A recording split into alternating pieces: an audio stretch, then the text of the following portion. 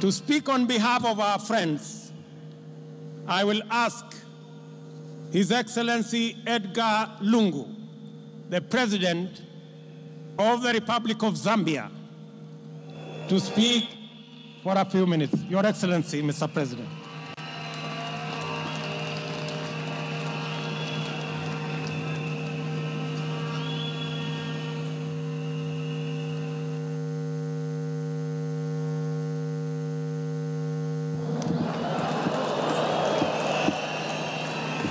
Wakenya mupo? Asante sana. Thank you very much.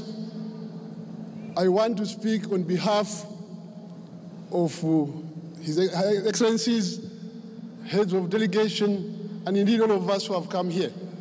In very few words, we can say, congratulations, well done, the people of Kenya. We're very proud of you.